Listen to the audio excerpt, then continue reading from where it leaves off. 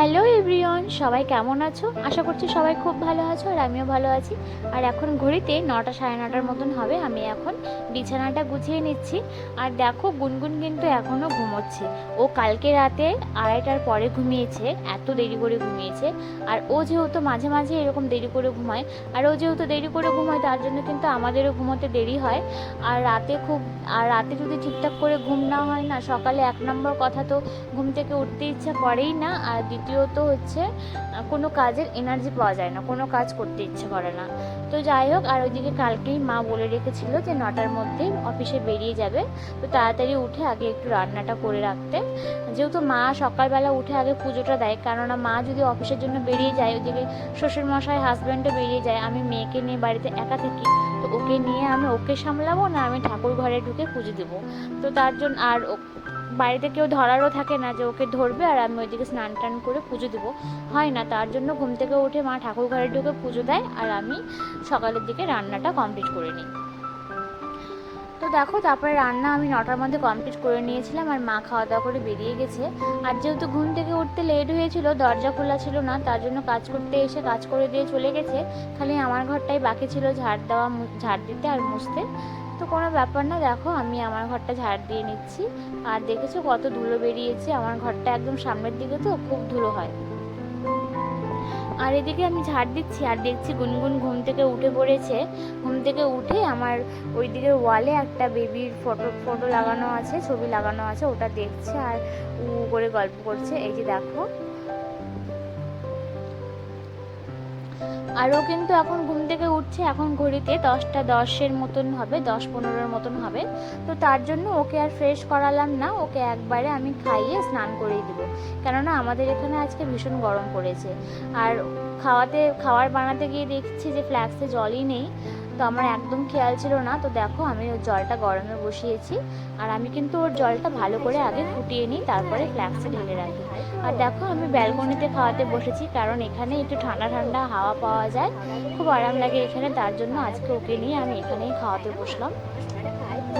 আর আমাদের মাঝের রুমটাতে কিন্তু এসি আছে, কিন্তু ও যেহেতু ছোট, এক দু দিনের মতো ঢুকিয়েছিলাম, তাও কিছুক্ষণের জন্য, 1 ঘন্টাও না। খুব ঠান্ডা লেগে গিয়েছিল মেয়েটা, তারপর থেকে আর ওইটুকু টাইমের জন্য এসিতে আর ঢোকাই না। আর ও হওয়ার আগে কিন্তু এসি রুমে গিয়ে দুপুর টাইমটা থাকতাম, যখন যখন গরম লাগতো ওখানে গিয়ে থাকতাম। তো এখন আর ঢোকা হয় না, কারণ মেয়ে আছে, মেয়েকে নিয়ে আর ঢুকতে পারি না। আর ওকে তো আমি আমার ঘরে একা রেখে আমি এসি রুমে গিয়ে থাকতে পারি না। আমি তো মা, বলো, মেয়ে এখানে গরমে ঘরে আছে আর আমি এসি রুমে গিয়ে হাওয়া খাবো, সেটা তো হয় না। খাওয়ার দেখলেই খালি কান্না। না খেলে হবে বলো তো? না খেলে হবে? তুমি বড় হবা কেমন করে না খেলে গুনগুন? তুমি না খেলে কেমন করে বড় হবা গুনগুন? এই গুনগুন, মা, তুমি না খেলে কেমন করে বড় হবা শোনা? হ্যাঁ, দেখি দেখি দেখি, গাছ দেখছো? ধরো পাতা, ধরো পাতা, ধরো ধরো শোনা, গাছ দেখছো?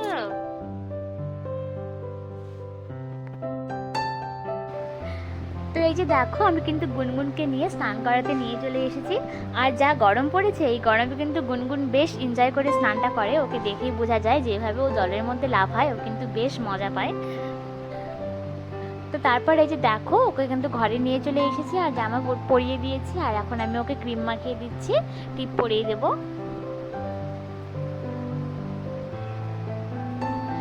আর স্নান করানোর পরে কিন্তু ও বেশ কিছুক্ষণ সময় ধরে খেলে। তারপর খেলতে খেলতে ওর খিদা পেয়ে যায়, তখন কিন্তু ও ব্রেস্টফিড করতে করতে ঘুমিয়ে যায়। আর এই ওষুধটা গুনগুন আজকে প্রথম ট্রাই করবে, আয়রন ওষুধ। যেহেতু শাশুড়ি মা হেলথ ডিপার্টমেন্টে চাকরি করে, তার জন্য মা এনে দিয়েছিল, দিয়ে বললো যে এটা 6 মাস হয়ে গেলে বাচ্চাদের খাওয়াতে হয়। আর এটা ওষুধটা কি বলতো, ড্রপার টাইপের, যতটা চাপে যতটা উঠবে ততটাই খাওয়াতে হবে। তো দেখো, আমি বোতলটা ধরে চাপ দিলাম, মুখের মধ্যে ওষুধ উঠে এসেছে। তো এইভাবে তো আর খাওয়াতে পারবো না, তো এটা আমি একটা ড্রপারের মধ্যে তুলে নেবো, তারপরে ওকে দেবো। তো বললো যে এটা সপ্তাহে মানে দুদিন খাওয়াতে হবে। তো দেখো, আমি এটা খাওয়াবো, জানি না ওর রিয়াকশন কি হবে। তো যাই হোক, ওকে যে কোনো ওষুধই দেওয়ার আগে আমি আগে একটু ট্রাই করে নিই। তো ওষুধটা খেতে ভালো না, মানে একটু দিতে আছে। তো ও কোনো রকম কিছু করলো না, যেহেতু একদম সামান্য পরিমাণে। দেখি দেখি দেখি, এটা আমার মাম্মা তো, এটা আমার মাম্মা, দেখেছো তোমরা? এটা কিন্তু আমার সোনা মাম্মা। হ্যাঁ, আমার মাম্মাটা কিন্তু এমনি ভালো, শুধু খাওয়ার সময় দুষ্টুমি, খাওয়ার একদমই খেতে চায় না, খাওয়ার সময় খালি দুষ্টুমি, একদম খাবার খেতে চায় না। খালি খেলতে দাও, তাহলে খুব ভালো, তাই না? খেলতে দাও, ঘুরু ঘুরু করাও, তাহলে খুব ভালো, গল্প করো, গান শোনাও, কিন্তু আমি খাবো না, তাই না সোনা? আমি খাবো না, খাবার দেখলে আমার কান্না পায়, তাই না গুনগুন? খাবার দেখলে আমার কান্না পায়। তো দেখো গুনগুন কিন্তু অনেকক্ষণ খেলাধুলো করলো, আর এখন কিন্তু ওর হালকা হালকা ঘুম চলে এসেছে, ঘুমিয়ে যাবে। তো যাই হোক, আজকের ভিডিওটা এখানেই শেষ করছি। তোমরা যারা নতুন আমার ভিডিও দেখছো, ভালো লাগলে চ্যানেলটা অবশ্যই সাবস্ক্রাইব করো আর পাশে থেকো তোমরা। তো আজকের মতন টাটা, দেখা হবে পরের কোনো নেক্সট ভিডিওতে।